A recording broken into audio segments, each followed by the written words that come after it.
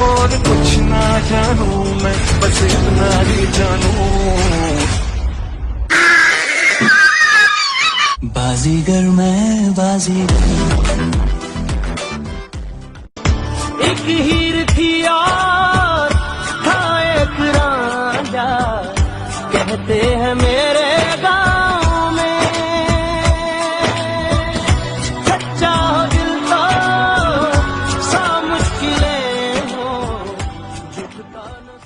तोहरा जिंदगी से लोगो भी हट गई नहीं हो, रेल गड़िए के नीचे आके कट गई नहीं हो। अब का बाड़ू परेशान तू बचावे खातिर, अब का बाड़ू परेशान तू बचावे खातिर, काश तनिका सतवले हो तू पावे।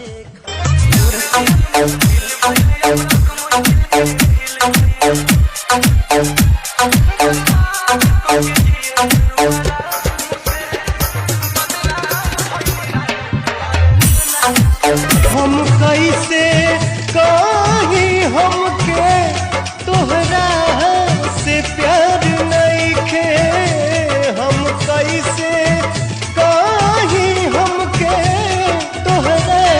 सैदपुर में छेना खियाई गोरी, गाजीपुरिया मरदहवा,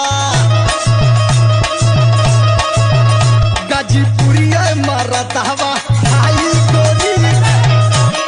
हेलो फ्रेंड्स, कैसा लगा मेरा वीडियो? उम्मीद करता हूँ आप लोगों को वीडियो बहुत ही पसंद आया होगा। अगर वीडियो अच्छा लगा हो तो प्लीज लाइक करो और यार कमेंट करके बताओ वीडियो कैसा लगा, और बहुत अच्छा कमेंट कर लो। आपके कमेंट पे हमेशा हार्ट में देता रहूंगा। और यार चैनल को जरूर सब्सक्राइब करो, सबसे बाद बेल आइकन करो, जिससे हमारे लेटेस्ट वीडियो का नोटिफिकेशन अब तक ऐसे ही पहुंचता रहे। और यार सपोर्ट करो, अपने भाई लोग को बहुत मेहनत लगती है वीडियो बनाने में, तो यार सपोर्ट करते रहो। मिलते हैं नेक्स्ट वीडियो में, तब तक के लिए थैंक्स फॉर वॉचिंग।